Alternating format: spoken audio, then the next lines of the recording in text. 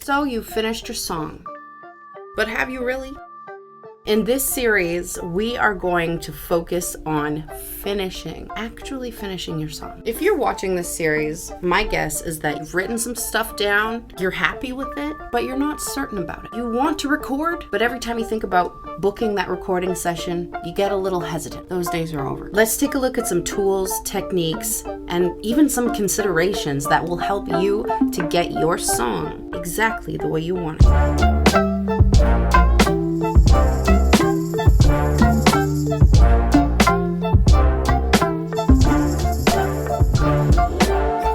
Hi everyone, and welcome back to my series for the fourth and final episode of Actually Finish Your Song.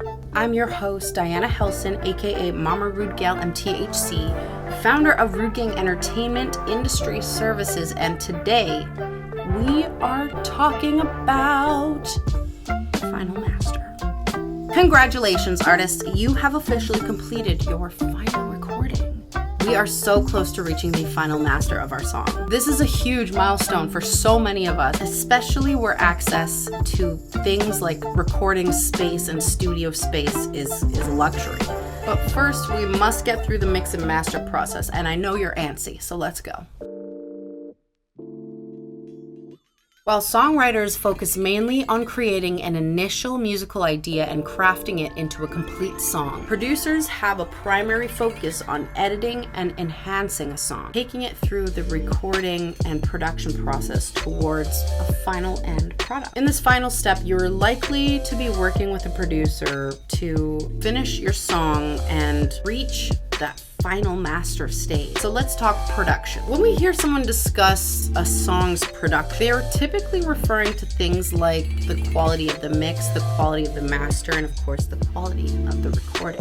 This can include whatever creative embellishments are added during post-production, but all in all, usually refers to what is the end quality of what was done to the recording. They're truly responsible for all that. Well, it depends. And depends on where you look. Things can feel very convoluted. Take, for example, the title of producer, which compared to other job titles is ridiculously vague, while also being perfectly descriptive if you have the context. So who is and is not a producer? Beat making is just making a beat. Are you a producer if you're a beat maker? No, I don't think so.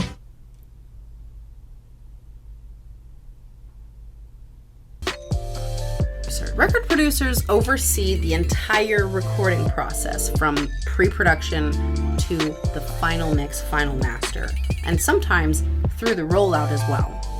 Vocal producers. A vocal producer is someone who specializes in working with vocalists to get the best possible performance. A vocal producer will accompany you to the studio and literally coach you through your vocal performance in the recording. Beatmakers, aka instrumental producers, create the instrumental tracks for the songs that people like us like to make. Mixing engineer. A mixing engineer is the person who blends all of the individual tracks of your recording to a cohesive song that is well balanced sonically, I would hope. Mastering engineer. Mastering engineer is the person who puts that final touch on the song. The final master is gonna sound good whether it's on YouTube, on TV, on the radio, on Spotify, on your laptop. That final master takes all of those sound waves and compresses them into just a sparkly little, lovely little package of nice radio-friendly, nice sonic waves. Executive producer. Executive producers are the people who bring the money. They plan the money. They oversee all of the financial and business aspects of a music project. Because who wants to do that part? Artists don't want to do that part. They think they do. They don't. Final master. When you're at the final master stage, at this point in the process, your project is really in the hands of the producer. So what can you do to boost the galleries? Here's a few things that you can do to make sure that the final mix and ultimately the final master of your song is perfect for you. Speak up. If your producer is not quite understanding your sound goals, Try to communicate things more clearly or use references, but share your vision clearly enough that the producer is having an easy time giving you what you want to hear from the final mix and final master. Trust your engineer. Trust your engineer to do their job and do it well. Trust them to hear you and to take your vision where it needs to go. But also trust yourself. If there are changes that you do want, speak up about them. If you wait too long to speak up for any changes, it might be too late or it might cost you money.